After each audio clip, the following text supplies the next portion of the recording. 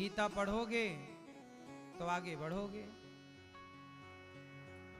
इसलिए हमें क्या पढ़ना है क्या नहीं पढ़ना, सत्संग जाओगे, कथाएं सुनोगे, अच्छी संगत करोगे तो पता लगेगा कि क्या पढ़ें क्या ना पढ़ें, कहाँ जाएं कहाँ ना जाएं, क्या खाएं क्या ना खाएं, क्या बोलें क्या ना बोलें। विधि और निषेध, हमारे शास्त्रों में दो चीजों की बड़ी बात कही गई है, विधि और निषेध। विधि मतलब क्या खाएं, निषेध मतलब क्या ना खाएं, कहां जाएं कहां ना जाएं, क्या बोलें क्या ना बोलें। जो व्यक्ति अपने जीवन में इतनी बातों का ख्याल रख ले कि क्या बोलें क्या ना बोलें। अब देखो, बोलने से क्या होता है जानते हो? अभी आपने सुना होगा एक लड़के ने अपनी मां के ऊपर गलत टिप्पणी कर दी, गलत बात कह दी, है ना? इलाहाबादी करके कोई एक लड़का अपनी मां पर गलत शब्द कह दिए, पूरा उसका कैरियर खराब हो गया, पूरा उसका कारोबार खत्म हो गया। किससे खत्म हो गया? बोलो। गलत बोलने से। कितने शब्द बोले होंगे? सारे शब्दों को जोड़ा जाए तो 15-20 शब्द थे, और भी कम रहे होंगे। उन 15-20 शब्दों के बोल देने से उसका पूरा फ्यूचर, पूरा भविष्य, पूरा इज्जत, पूरा सब कुछ, सब खत्म। किससे? शब्दों से। बोलो हाँ कि ना? इसलिए क्या बोलें क्या ना बोलें ये पता होना चाहिए। यही बच्चों को समझाओ कि बेटा ये वाणी है। हमारे बुजुर्ग कहावत कह गए कि बातन हाथी पाइए और बातन हाथी लात। ये मुहावरे का अर्थ क्या है मैया बताओ? बातन हाथी पाइए, आपकी बातें अच्छी होंगी तो आपको हाथी दान में मिल जाएगा। लोग आपसे खुश होकर आपको बहुत कुछ दे सकते हैं, तो बातें आपकी अच्छी हैं तो आपको बहुत उपहार मिल जाएगा। बातन हाथी पाइए मतलब हाथी जैसा भारी भरकम चीज आपको मिल सकती है। किससे? बातन से। और बातन हाथी लात, यदि तुम गलत बोल गए तो उसी हाथी के पांव के नीचे दबा के मार दिया जाएगा। पहले के राजा महाराजा, यदि आपने अच्छा कहा तो राजा दान में हाथी दे देता था, अरे भाई हम खुश हैं ये हाथी ले जाओ। और यदि तुमने गलत बोला तो वही राजा हाथी के पांव के नीचे दबा देता था। ये दंड था। उस जमाने में एक दंड मिलता था, जैसे आज का जेल, ऐसे पहले के जमाने में कोई अपराधी था तो उसे हाथी के पांव के नीचे दबा दिया जाता था, बांध के, और हाथी चढ़ा दिया जाता था ऊपर। हाथी पांव रखे, खत्म। तो कहावत बन गई कि बातन हाथी पाइए बातन हाथी लात। इसलिए कहता हूं कि क्या बोलो क्या ना बोलो। शब्दों को बहुत तौल करके बोला करो, विवेक की तराजू में, कि क्या बोलेंगे। क्योंकि एक बात बताएं, हम और आप नहीं रहेंगे, लेकिन हमारे और आपके द्वारा कहा हुआ शब्द हमेशा रहेगा। अब वो इलाहाबादिया नाम का जो लड़का है, अब वो तो कहाँ गया किसी को नहीं पता, लेकिन उसके द्वारा बोला गया शब्द तो गूंज रहा है ना, और सदा गूंजेगा, सैकड़ों साल बाद भी गूंजता रहेगा कि किसी ने ऐसा भी कहा था। बोलो हाँ। अर्जुन और श्री कृष्ण तो लीला करके चले गए, लेकिन कृष्ण की कही भगवद गीता आज भी तो है। कहां नष्ट हुई, कहां वो शब्द मिटे। दुर्योधन ने तो द्वापर में बोला था कि द्रौपदी या मेरी जांघों में आके बैठ जा। कर्ण ने तो द्वापर में बोला था द्रौपदी तेरे 5 पति हैं, छठा मुझे बना ले। ये बातें सारी द्वापर की हैं। और आज कौन सा युग चल रहा है? युग बाद भी वो बातें आज भी आकाश में गूंज रही हैं। बोलो हाँ, बोलो हाँ। इससे सिद्ध होता है कि शब्द कभी नष्ट नहीं होता। कहते हैं ना, बात जवान से और तीर कमान से, एक बार निकल जाए तो वापस। इसलिए जो बात जवान से निकल रही है वो बात कितनी अच्छी है कितनी बुरी है, ये पहले अपने विवेक से पता लगा लो।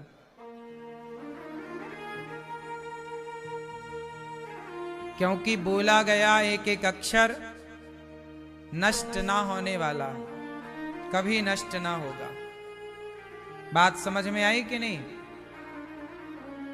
हाँ या ना?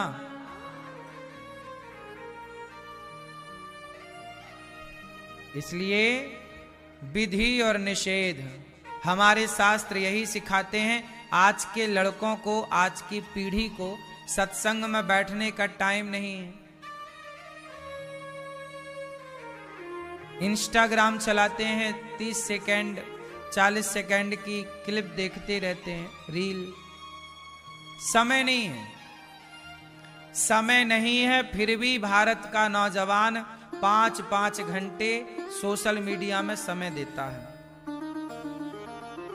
आज लोग क्या कहते हैं? समय नहीं है, समय नहीं है। फिर भी आज भारत का प्रत्येक व्यक्ति जिसके पास मोबाइल है, लगभग लोग अपने मोबाइल पर 4 से 5 घंटा रोज देते हैं। दिन भर 24 घंटे में कितना समय? 4-5 घंटा। युवा तो और ज्यादा, यंग तो ज्यादा। कहते हैं समय नहीं, और मोबाइल चलाने के लिए समय है 3 घंटे 4 घंटे 5 घंटे। वही समय यदि आप सत्संग में लगाओ तो कुछ नया सीखोगे, आप मोटिवेट होंगे, नया कुछ पाएंगे, नई दिशा पाएंगे, नई राह पाएंगे, आप भर जाएंगे पॉजिटिविटी से। लेकिन आप भरना चाहेंगे तब ना भरेंगे, अपने को भरना ही नहीं चाहेंगे, आप सुनेंगे ही नहीं कथा। आप कहते हैं अरे बाबाओं के पास क्या है, क्या सुनना कथा? नहीं साहब, हमारे शास्त्रों में जो है वो कहां है? बताओ, धरती में सबसे ज्यादा ज्ञान किसके पास है? इस संसार में सबसे ज्यादा ज्ञान किसके पास है? हमारे वेदों के पास। हमारे वेदों के पास सबसे ज्यादा ज्ञान के भंडार हैं हमारे वेद, हमारे पुराण, हमारे उपनिषद। हमारे यहां इतना ज्ञान था, इतना ज्ञान है कि जब दुनिया नहीं जानती थी कि पृथ्वी गोल है, तब भी हम जानते थे कि पृथ्वी गोल है। पहले लोग पृथ्वी को चपटी मानते थे, तब भी हमारे यहां हम लोग क्या मानते थे कि पृथ्वी किसके बल पर मानते थे? वेदों के बल पर, क्योंकि वेद प्रमाण है। वेद जो कह रहे हैं साइंस भी वही कह रहा। इसलिए बाइबल और कुरान में कोई वैज्ञानिक रिसर्च नहीं करता। आज जितने बड़े बड़े रिसर्च सेंटर हैं, सारे रिसर्च वेदों पर हो रही है। आप में से कितने लोगों को ये बात पता है? कुरान पर, बाइबल पर रिसर्च नहीं होती। किस पर रिसर्च होती है? क्यों होती है? क्योंकि वेद ही ज्ञान के भंडार हैं। तो ज्ञान के भंडार हैं आप, क्योंकि वेद हैं आपके, वेद हैं सनातन के। आज दुनिया को पता लगा कि ग्रह 9 होते हैं।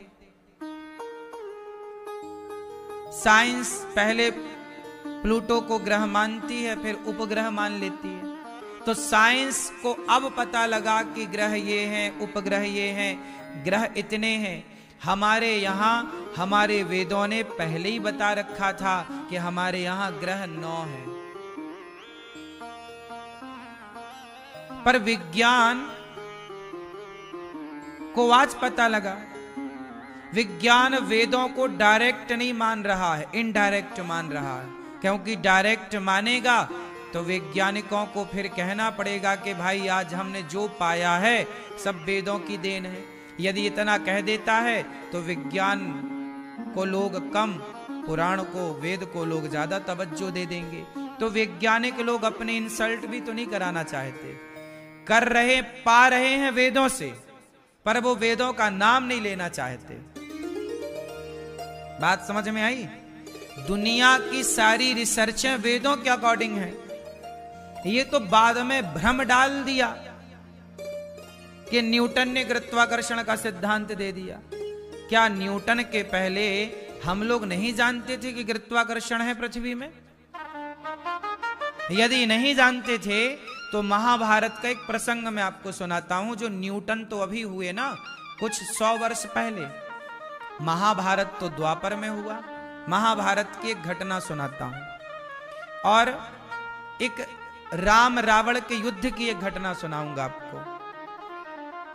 दोनों घटना से आपको पता लगेगा कि हम लोग जानते थे, भीम भैया जानते थे और हनुमान जी ये जानते थे कि पृथ्वी में गुरुत्वाकर्षण है और कहां से गुरुत्वाकर्षण है और कहां से नहीं है।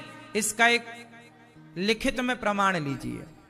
प्रमाण क्या है कि जब राम रावण का युद्ध हुआ तो आपको पता होगा कि रावण के पास कुछ सेना थी, अमर सेना। अब जैसे आपने सुना होगा कि भगवान कृष्ण लड़े पांडवों की तरफ से और कौरवों की तरफ से भगवान श्री कृष्ण ने अपनी नारायणी सेना दी थी। कौन सी सेना दी? ये तो पता है ना। अब जब नारायणी सेना दी तो नारायणी सेना अमर सेना थी, वो मर ही नहीं सकती थी। जब मर ही नहीं सकती तो मरे कैसे? तब आपको बताएं कि हनुमान जी राम रावण के युद्ध में जो रावण की अमर सेना थी उसे उठा उठा करके ऊपर फेंका कि तुम मरोगे तो हो नहीं, तो जाओ गुरुत्वाकर्षण के ऊपर रहना। तो उन्हें उठा उठा के ऊपर फेंका। तो हनुमान जी को ये पता था ना कि कहां से नीचे नहीं आती, सैटेलाइट इत्यादि आज भी तो छोड़ी जाती है। तो भीम भैया ने भी उनको उठा उठा के ऊपर फेंका। तो हमारे यहां पहले से महर्षि कणाद इत्यादि को आप पढ़ेंगे तो ये सिद्धांत जो न्यूटन का है ये कोई नया नहीं है। क्योंकि हम सनातनी अपने वेदों को, पुराणों को पढ़ना छोड़ दिए, लंबे समय तक हम गुलाम रहे मुगलों के, अंग्रेजों के। तो उस गुलामी में हमारे गुरुकुल को नष्ट किया गया। जब गुरुकुलों को नष्ट किया गया तो शिक्षा का हो गया अभाव। जब हो गया अभाव तो फिर जिसने जैसा कह दिया हमने वैसा मान लिया। क्योंकि हमारी शिक्षा को एक लंबी दूरी हो गई। 700 साल गुलाम था भारत। कितने साल गुलाम था? 500 साल। 500 साल मुगलों की गुलामी और 200 साल अंग्रेजों की। और इन दोनों की गुलामी में गुरुकुल नष्ट किए गए। गुरुकुल नालंदा में आग लगाई गई, आप सब साक्षी हैं इस बात के। इसलिए हमारी संस्कृति को तहस नहस किया गया ताकि हम उनकी कही हर बात को स्वीकार कर लें। उन्होंने कहा, डार्विन ने कहा कि हम बंदरों की संतान हैं। तो आपने पढ़ना स्टार्ट कर दिया। हमारे सिलेबस में पढ़ाया जाता है, भारत के सिलेबस में, कि हम बंदरों की संतान थे, हमारे पूर्वज बंदर थे। कैसे भैया? हम वेद जानने वाले लोग कैसे मान लें कि हमारे पूर्वज बंदर थे? हमारे यहाँ तो पूरा उस दिन का इतिहास लिखित में मौजूद है जिस दिन संसार बना। जिस दिन पहले दिन संसार बना आज तक रिकॉर्ड है हमारे यहाँ। तो हम कैसे मान लें कि बंदर की संतान है? हम तो ये जानते हैं, हमारे प्रमाण मिलते हैं कि हम बंदरों की नहीं, ऋषियों की संतान हैं। इसलिए हमारे यहाँ सबका गोत्र होता है। आप जितने लोग यहाँ बैठे होंगे सबका एक गोत्र है। जैसे मेरा शांडिल्य गोत्र है, किसी का कश्यप गोत्र है, किसी का भरद्वाज गोत्र है, किसी का वशिष्ठ गोत्र है, किसी का वत्स गोत्र है ना, किसी का जमदग्नि है, किसी का इत्यादि है। तो सब जो आपका गोत्र है ना, आप उन ऋषि की संतान हैं। मैं शांडिल्य गोत्रीय हूं, मतलब मैं शांडिल्य ऋषि की संतान हूं। आप भरद्वाज गोत्र से हैं, आप भरद्वाज ऋषि की संतान हैं। हम ऋषियों की संतान हैं, इसलिए हमारे यहां गोत्र है। डार्विन के यहां पर गोत्र नहीं था, तो उसे लगा कि हम बंदरों की संतान हैं, तो उन्होंने बंदर कह दिया अपने आप को, अपने पूर्वजों को। क्योंकि जिसके पास जितना ज्ञान होगा उतना ही तो कहेगा। भाई कुएं का मेंढक कुएं के बारे में बात करेगा, तो समुद्र का मेंढक समुद्र के बारे में बात करेगा। ये तो अपना अपना ज्ञान है। डार्विन ने जितना समझा उतना कहा, लेकिन हमारे वेद तो अथाह हैं। तुम कह गए कि हम बंदरों की संतान हैं। बंदरों की संतान होते तो फिर बंदर लुप्त हो जाते, सारे बंदर मनुष्य हो जाते, फिर बंदर बचे कैसे? फिर आज के बंदर काहे नहीं मनुष्य बन रहे हैं? यदि आप बंदरों की संतान हैं तो सारे बंदर मनुष्य हो जाते ना, फिर बंदर प्रजाति लुप्त होनी चाहिए थी। भाई सारे बंदर जब मनुष्य हो गए तो फिर बंदर नहीं होने चाहिए। इसलिए ये बिल्कुल तर्क संगत नहीं है कि आप बंदरों की संतान हैं।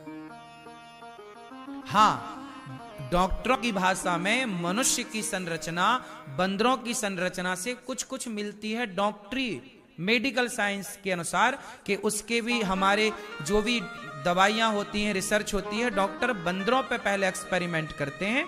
बंदरों पे सब, क्योंकि जो हमारा ब्रेन है ऐसे ही लगभग बंदर का है। जो हमारा पाचन तंत्र है, पेट है, ऐसे ही बंदर का पेट होता है। जैसे हमारी उंगलियां हमारे हाथ की संरचना है, लगभग ऐसी ही बंदरों की होती है। तो बंदरों का शरीर हमारे शरीर से मैच तो करता है, अंदर के पार्ट कुछ कुछ, लेकिन ये नहीं कि बंदर ही मनुष्य हैं। यदि बंदर ही मनुष्य होते तो फिर राम के जमाने में दोनों का वर्णन मिलता है। हनुमान जी बंदर रूप में है और राम जी मनुष्य रूप में है, तो फिर राम जी, फिर हनुमान जी भी मनुष्य होते, फिर बंदरों भालुओं की सेना की क्या जरूरत थी? फिर बंदर प्रजाति नहीं होनी चाहिए। सिंपल सिद्धांत है। इसका मतलब है कि हम लोगों को गलत सलत जो बताया हम लोगों ने उसे मान लिया, क्योंकि हम गुलामी से गुजरे तो हमने उस गलत ज्ञान को भी एक्सेप्ट कर लिया, क्योंकि हमारे पास खुद का ज्ञान लुप्त हो चुका था। जो था उसे अब ऊपर आने में, विकसित होने में, पढ़ने में, पढ़ाने में लंबा टाइम लगता। तो उस लंबे टाइम पीरियड में जिसने जैसा कह दिया हमने वैसा स्वीकार कर लिया। बात समझ में आई? इसलिए हम सबसे ज्यादा ज्ञान को, इसलिए हम भारतीयों को विश्व गुरु कहा जाता है। हम भारत के लोग क्या हैं? विश्व गुरु। हम विश्व गुरु थे, इसी जलन से तो दुनिया के सारे देशों ने, इत्यादि देशों ने हम लोगों के सिद्धांत को बढ़ने नहीं दिया। एक दूसरा उदाहरण आपको दूं, जैसे हमारे वेदों में उल्लेख मिलता है कि हमारे यहां विमान थे। क्यों जी? रावण ने सीता मैया को चुराया तो किस पर चुराया? किस पर हरण करके लिया? किस पर ले गया? मतलब हमारे वेदों में, हमारे पुराणों में विमान का जिक्र है। साइंस है। अच्छा, क्या बाइबल में कहीं जिक्र है? क्या कहीं कुरान में जिक्र है? नहीं। तो विमान तक के आविष्कार हम कर चुके थे। करने के बाद हमने देखा कि ये चीजें प्रकृति के संतुलन को बिगाड़ सकती हैं, तो हमारे ऋषि मुनियों ने विमानों को बनाया, उतना ही बनाया जितनी उपयोगिता थी, और देखा कि इससे प्रकृति, इससे रावण जैसे दुष्टों के हाथ में ये विमान लग गया तो ये गलत करेंगे, इसलिए हमारे ऋषियों ने उसे बनाना छोड़ दिया। टेक्नोलॉजी थी। जैसे परमाणु बम सारे देशों के पास नहीं है। क्यों नहीं है? क्योंकि सबके पास आए तो कहीं वो उसका मिसयूज ना कर ले। ऐसे ही हमारे ऋषि मुनियों ने विमान तो बनाया, विमान की टेक्नोलॉजी पाई, रावण के पास था भी। एक और कामक विमान का जिक्र मिलता है भागवत जी में। कामक विमान करदम जी के पास था, पुष्पक विमान रावण के पास था, ऐसे और विमानों का जिक्र है। तो अब बताइए, एक विमान हमारे 1885 में दलपदे जी ने बनाया था, फिर 1903 में उसी को देखकर उसी की ड्राइंग कॉपी करके राइट ब्रदर्स ने बना दिया। सबसे पहला विमान कब बना? सबसे पहले विमान का परीक्षण हुआ 1903। ठीक है, किसने बनाया? राइट ब्रदर्स ने बनाया। क्यों? जबकि विमान हमारे यहां दलपदे जी बना चुके थे, पर चूंकि भारत यदि विमान बनाता तो भारत का नाम होता, विश्व गुरु था। इस बात से लोग जलते थे कि भाई तुम विश्व गुरु क्यों हो? तो तुम विश्व गुरु ना हो इसलिए तुम्हें गुलाम बनाकर तुम्हारी सारी विद्याएं वो ले गए। सोने की चिड़िया तुम्हारी थी, सोना तुम्हारा सब चला गया इंग्लैंड में, सारी चीजें चली गई, अब तुम्हें बना दिया गुलाम। और जब गुलाम तुम बन गए तो तुम कैसे कह सकते हो कि भाई ये विमान की संरचना हमारी है, ये टेक्नोलॉजी हमारी है? फिर उन्होंने अपनी मोहर लगा दी कि नहीं भाई साहब ये हमारा है, तुम्हारा, पर मोहर उसकी लग गई तो नाम हो गया राइट ब्रदर्स का। ऐसा हुआ, छल हुआ हमारे साथ। आप लोग इस बड़े लेवल की बातें ना समझ पाते, ना ये आज के बच्चे सबको समझने की इच्छा रखते। आपके देश, अपने देश के साथ ना छलो। केवल गुलाम नहीं रहे हम केवल गुलाम रहे और हमारे सोने की चिड़िया चुरा कर ले गए, सोना ले गए, इतना ही नहीं था दोस्तों, मेरी मां, मेरे भाइयों, हमारे देश को आज तक, आपको क्या लगता है आज आप आजाद हो गए?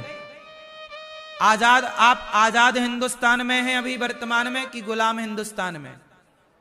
उत्तर दो। अभी आप आजाद हैं या गुलाम हैं? जोर से बोलो। आजाद हैं? आज भी आपके बच्चे गुलाम ही हैं। आज भी गुलामी वाली मानसिकता गई नहीं। उदाहरण से समझो, आज भी ये भारत आजाद, इसे आप कह रहे हैं, हम स्वतंत्रता दिवस मनाते भी हैं, ठीक है, लेकिन आजादी कहां मिली? आज भी आपके बच्चे जॉनी जॉनी यस पापा पढ़ रहे हैं। क्यों नहीं बच्चों को पढ़ाया जाता मातृ देवो भव पितृ देवो भव? जब आप वेद को जानने वाले हैं तो जॉनी जॉनी यस पापा क्यों पढ़ाया गया और अभी भी क्यों पढ़ाया जा रहा है? मातृ देवो भव क्यों नहीं पढ़ाते? पितृ देवो भव क्यों नहीं पढ़ाते? आज भी स्कूलों में, आज बताइए हमारे देश में जितने आईएएस हैं, आईपीएस हैं, जो बड़े बड़े पदों पर सीए बैठे हैं, कलेक्टर बैठे हैं, इत्यादि जो बड़े पद हैं, बताइए, वकील है, जज है, क्या आज जितने हमारे देश में जज हैं वो जज जो बने वो भारत की पढ़ाई पढ़कर बने कि इंग्लैंड की पढ़ाई पढ़कर बने? बोलो।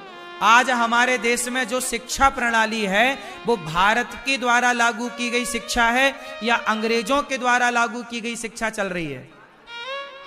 हैं?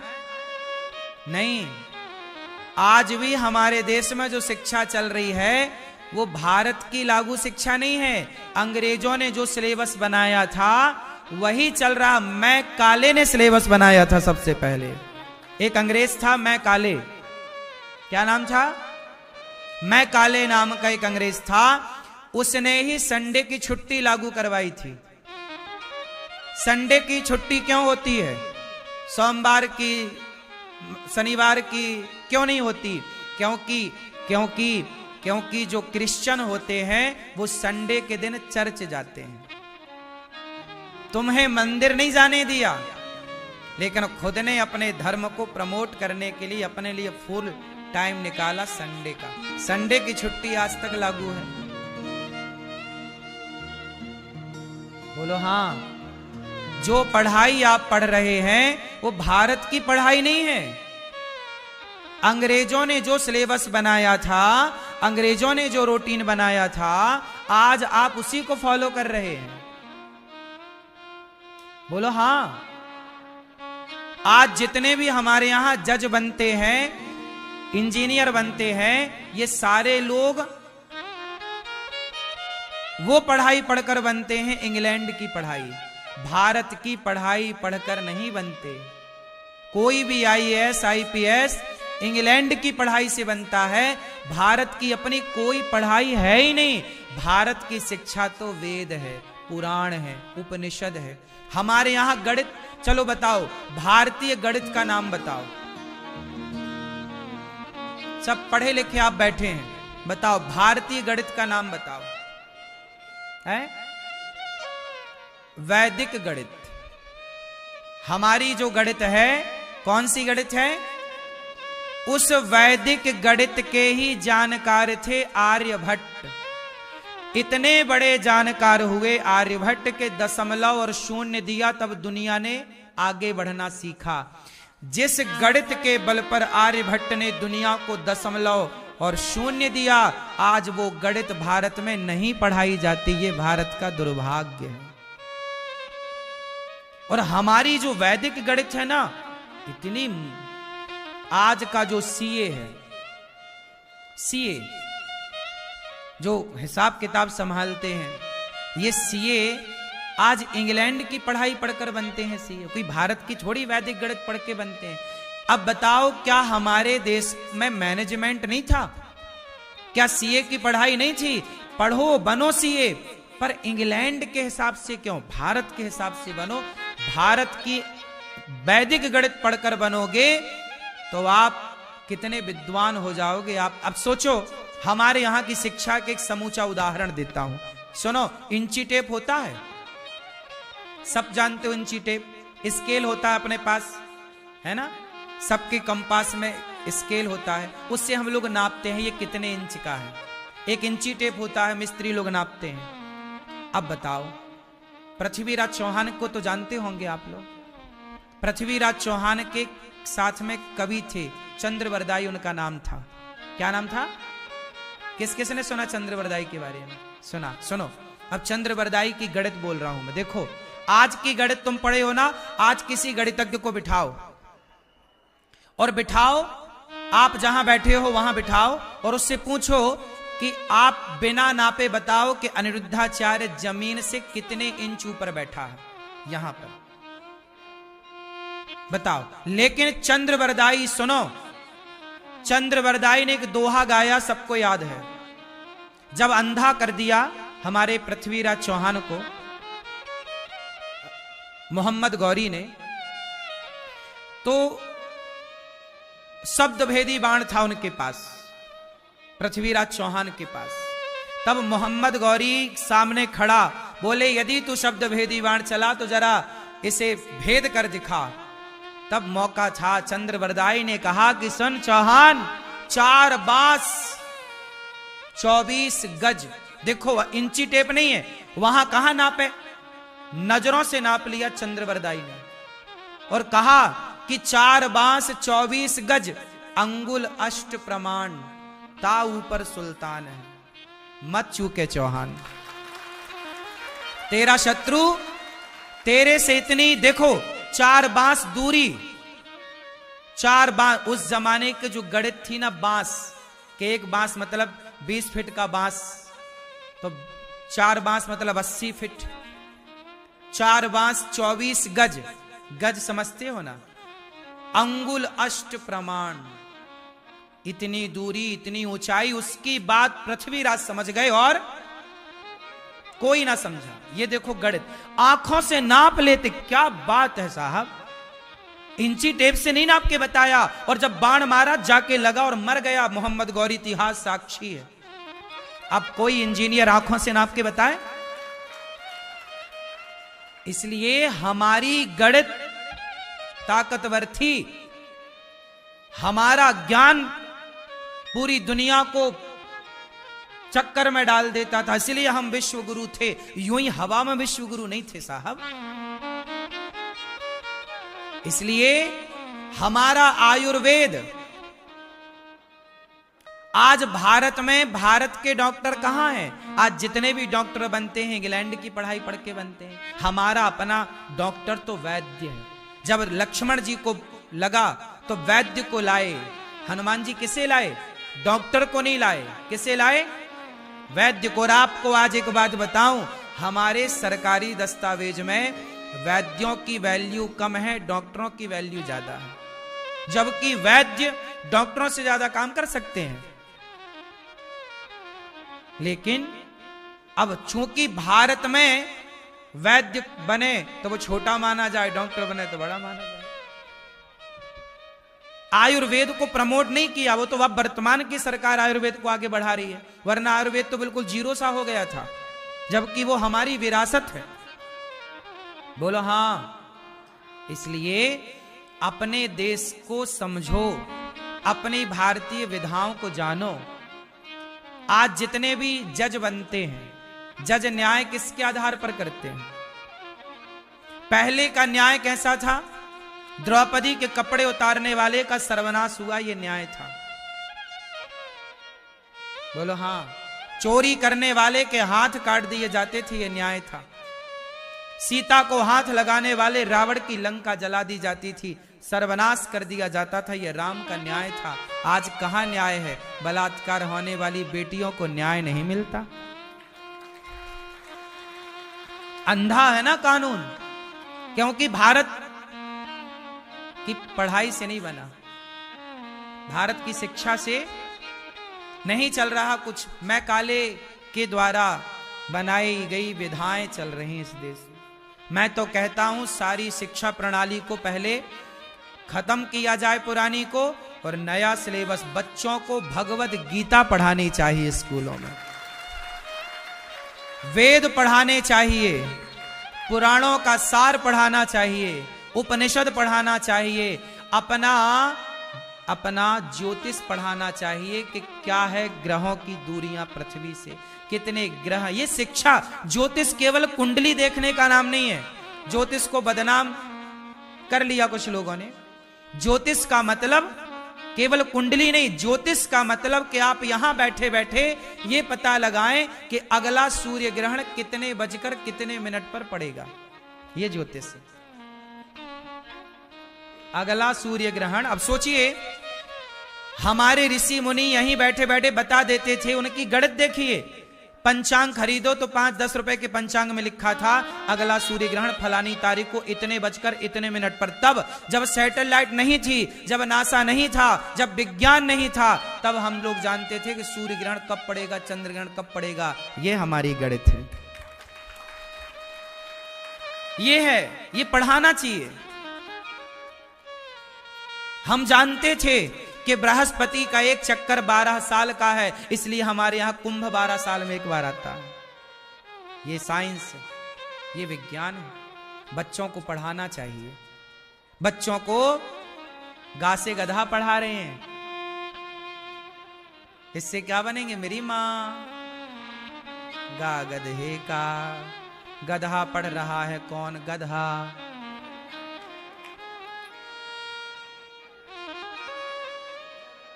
मां मछली का, गा से गणेश सही है, लेकिन गणेश नहीं पढ़ता। गा गणेश का नहीं, गा गधे का। गधा बनना, गणेश किससे बनना? मां मछली का, मां मंदिर का क्यों नहीं? आजकल बच्चों को स्कूल में पढ़ाया जाए कि हम बचपन से पढ़ाओ कि आप को नौकरी नहीं कर। आजकल की पढ़ाई क्या बना रही है तुम्हें? नौकर।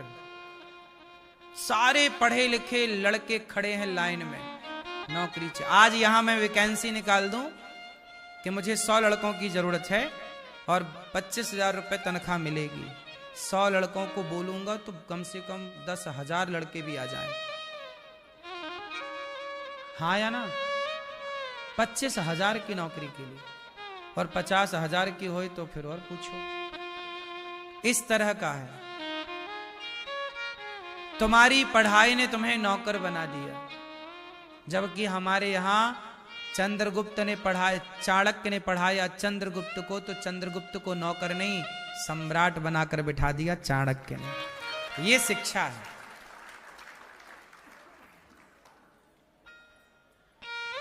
तुम्हारी पढ़ाई में ना मेरी माँ, ये बच्चों की पढ़ाई में 10-15 लाख रुपए खर्च हो जाते हैं पूरा पढ़ाई में। क्यों? क्लियर है? ज्यादा 20 लाख भी खर्च हो जाते होंगे। 20 लाख रुपए खर्च हो जाते हैं बच्चों की पढ़ाई में, और 20 लाख खर्च करके 25,000 की नौकरी के लिए लाइन लगाना पड़ता है। यदि वो 20 लाख रुपए इनके खाते में पहले ही डलवा दिया होता, एफडी करा दी होती, तो आज इन्हें 25,000 के पीछे तो नहीं भागना पड़ता। पढ़ाई का मतलब मेरी माँ, ना तो पैसा, पढ़ाई कर चाहिए नहीं कि मैं नौकर बनूं, पैसे के पीछे भागूं। पहले के लोग पढ़ते क्यों थे? आज मुझे आप लोग ये बताओ कि पढ़ते क्यों थे? पढ़ाई क्यों जरूरी है? पढ़ाई नौकरी करने के लिए जरूरी है, पढ़ाई पैसा कमाने के लिए जरूरी है, या पढ़ाई आत्मज्ञान के लिए होती थी? पढ़ाई का अर्थ था आत्मज्ञान। पहले के लोग पढ़ते इसलिए नहीं थे कि मैं पढ़ के पैसा कमाऊंगा, पहले के लोग पढ़ते इसलिए थे कि मैं पढ़कर आत्मज्ञानी बनूंगा, अपने को जानूंगा, संसार के प्रपंच से बचूंगा। और आजकल पढ़ लिख कर वो प्रपंच में ज्यादा उलझता है। पढ़ाई का मतलब पैसा कमाना था ही नहीं। पढ़ाई का अर्थ था प्रभु को पाना, ज्ञान जरूरी था, ईश्वर को पाने का ज्ञान। पैसे कमाओ अपने ज्ञान से, मेहनत करो, नौकर नहीं। मेरा उद्देश्य है आप मालिक बने। ऐसा पढ़ो, इतना बढ़िया पढ़ो कि पढ़ाई आपको नौकर ना बनाए, मालिक बनाए। सही है? और ये हमारे यहां था। गुलामी के बाद बहुत नुकसान हुआ है। नुकसान ये हुआ, मानसिकताएं बदल गईं। आज की पढ़ाई लिखाई इतनी ज्यादा हावी हो गई बच्चों पर कि वो बच्चे पढ़ने लिखने के कारण आत्महत्या करने लग गए। इतना तनाव है बच्चों में, पढ़ाई का लोड, के नंबर ना आने पर बच्चे आत्महत्या कर लेते हैं। अभी एग्जाम होने वाले हैं या चल रहे हैं, 10वीं 12वीं। अभी ये परिणाम आएगा ना, नंबर कम आएंगे। कुछ बच्चों ने, आपने हर साल सुना, आत्महत्या कर ली। मैया अपने बच्चों को पढ़ाओ, लेकिन उन्हें नंबर लाने का दबाव ना बनाओ। पढ़ाओ, मन लगा के कोचिंग दो, पढ़ाओ, अच्छे संस्कार दो, नंबर आएंगे, उनकी मेहनत करें। ये ना तुम दो कि नहीं इतने ही लाना है, नहीं लाया और तुमसे डर के कि मैं माँ को क्या बताऊंगा, और उसने यदि आत्महत्या का कदम उठाया तो क्या करोगी बाद में फिर नंबरों का? सही है? इसलिए बच्चों के लिए नंबर ही सब कुछ नहीं है। क्यों? बात सही है कि गलत है?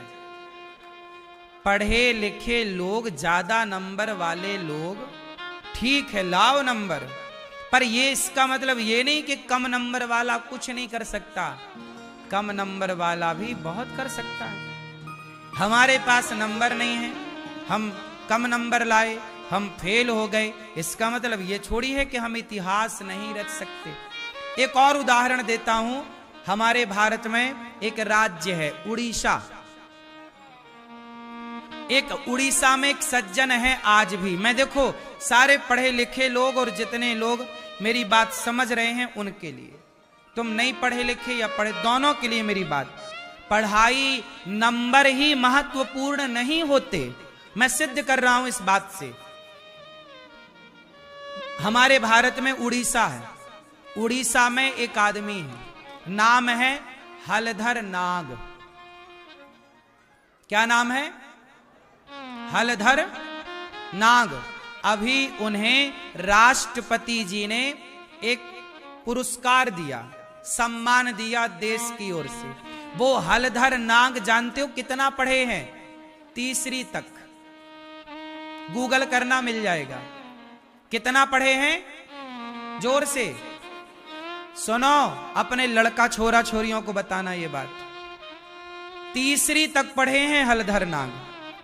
4थी नहीं पढ़े, 5वीं नहीं पढ़े, कोई डिग्री नहीं है, लेकिन उनकी लिखी कविताएं इतना प्रभाव डाल रही हैं समाज में कि उनकी लिखी कविताएं, उन पर लड़के लड़कियां पीएचडी कर रहे हैं, उनकी कविताओं पर उनका लिखा साहित्य पढ़ाया जा रहा है और उन्हें राष्ट्रपति जी ने इस बात के लिए पुरस्कार दिया, पद्मश्री दिया। जरूरी नहीं है कि मैं नंबर लाऊं तो ही नाम कमाऊंगा, इज्जत कमाऊंगा, पैसे कमाऊंगा। नहीं मेरी माँ, आपकी काबिलियत, आपके बच्चों की काबिलियत नंबर से अलग है। नंबर डिसाइड नहीं करता कि मेरी काबिलियत क्या है।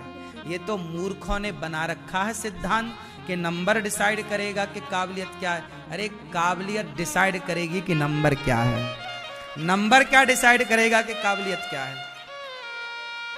क्या कहते हो?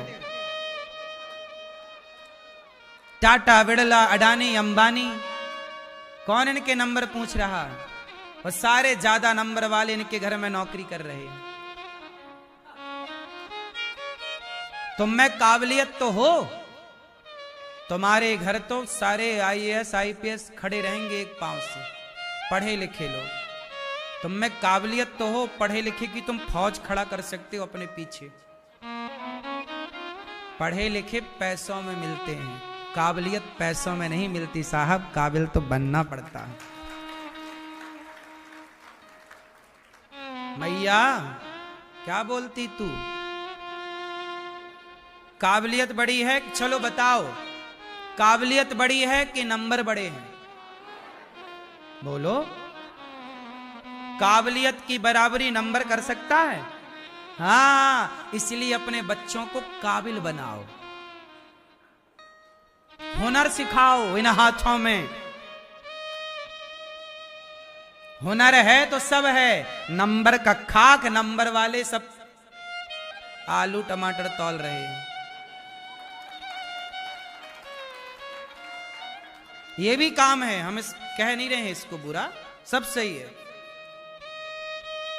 लेकिन नंबर के पीछे ना बच्चों की जान ना लो मेरी माँ।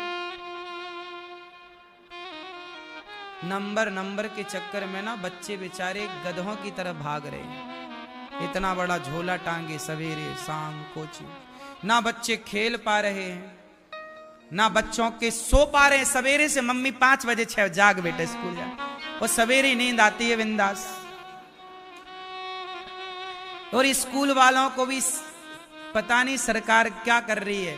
भाई सवेरे से स्कूल लगने ही नहीं चाहिए। सवेरे बच्चों को तो सोने का टाइम है ना बच्चों का। भाई बचपन ही तो सोने का है भाई, एक एज बाद तो फिर नींद भी नहीं आती। क्यों मेरी माँ? ठीक है सवेरे का जागना अच्छा है, लेकिन बच्चों को तो देखो 5 साल 10 साल तक के बच्चों को तो छूट है। 10 साल तक के बच्चे तो सवेरे थोड़ा देर से भी जागे तो उनके लिए कोई अपराध नहीं है। क्यों जी, बात सही है? लेकिन उन बच्चों को भी जगा जगा के स्कूल में जाके सो जाते हैं।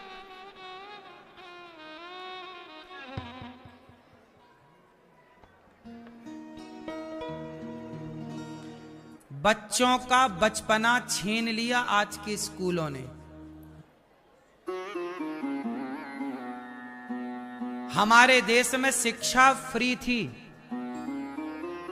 और आज सारी शिक्षा आज पता शिक्षा नहीं है, शिक्षा का व्यापार चल रहा है। बड़ा स्कूल बनाओ, बड़े पैसे कमाओ। जिसे जल्दी बड़ा आदमी बनना है वो बड़ा स्कूल बनाए। शिक्षा क्या है आज? बिजनेस। बोलो हाँ, शिक्षा क्या है? व्यापार। इसलिए हमारे यहां गुरुकुल थे। बच्चा जाता भिक्षा मांग कर लाता, गुरुजी को देता, गुरु माँ बनाती खवाती, पढ़ा लिखा कर योग्य बनाती, स्वावलंबी बनते बच्चे। वो बच्चे जो गुरुकुल में पढ़ते थे वो एक एक दाने की कीमत जानते थे, वो माँ बाप को पलकों पे बिठाते थे।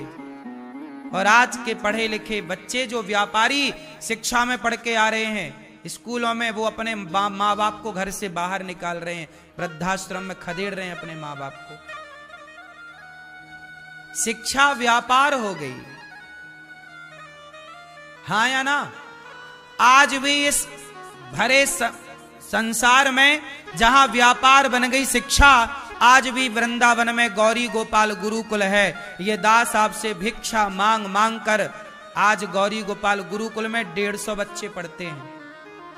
एक भी बच्चे से मैं फीस नहीं लेता, 1 रुपए नहीं लेता। उनको रहने, खाना, पढ़ना, लिखना, कॉपी किताब सब फ्री देता हूं, क्योंकि यही गुरुकुल की परंपरा है। मैं भिक्षा मांग मांग के कार्य करता हूं, क्योंकि गुरुकुल का मतलब है शिक्षा दान।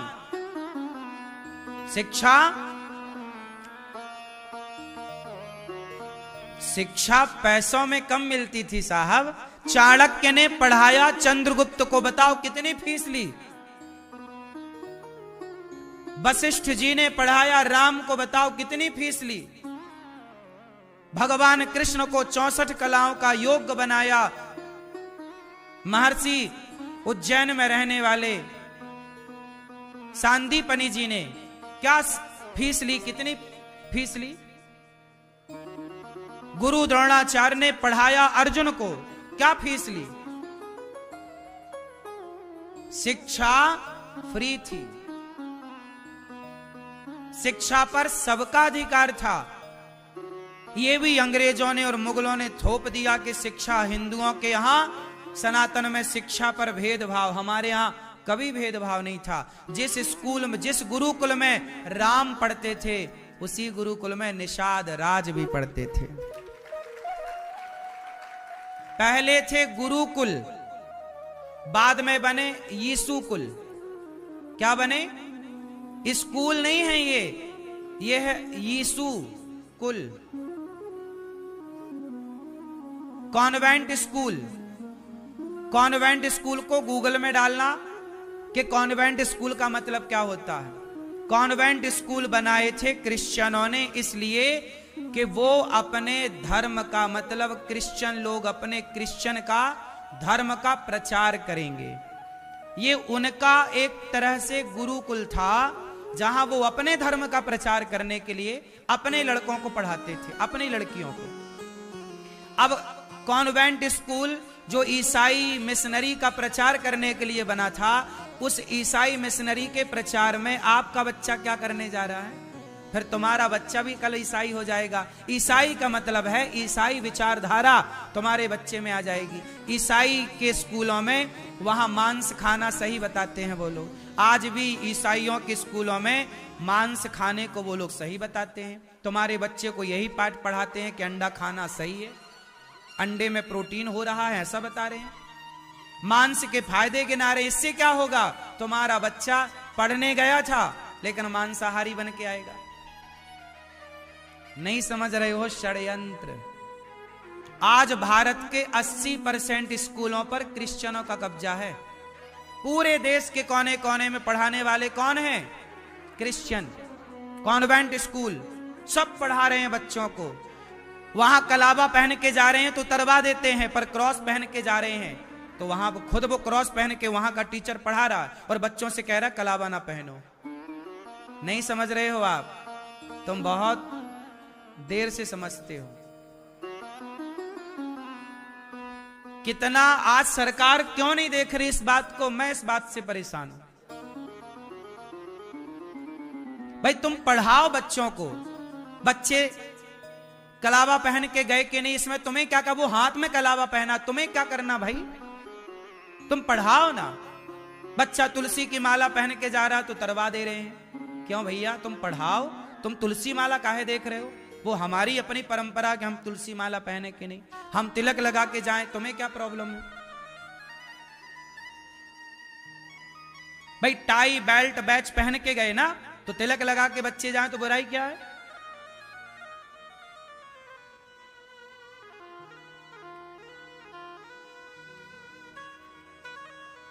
सबसे बढ़िया है इस देश में सिख। हमारे सिख भाइयों ने अपनी पगड़ी नहीं उतारी। आज वो चाहे पुलिस में जाएं, सेना में जाएं, स्कूल में जाएं, लंदन जाएं, अमेरिका जाएं, सिख के माथे पे क्या है? पगड़ी।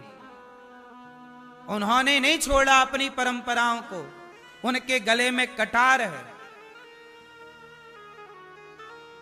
परंपराएं इतनी मजबूत हैं उनकी, पगड़ी नहीं छोड़ी। पर तुमने तुलसी छोड़ दी गले में, तिलक छोड़ दिया, शिखा कटवा दी, धोती कुर्ता पहनना छोड़ दिया। तुम्हारी अपनी परंपराओं में तुमने किस परंपरा का निर्वहन किया है, ये तो बताओ। भारत में रह करके तुमने कौन सी भारत की परंपराओं को माना है? किस परंपरा का तुमने सम्मान किया है, एक बता दो।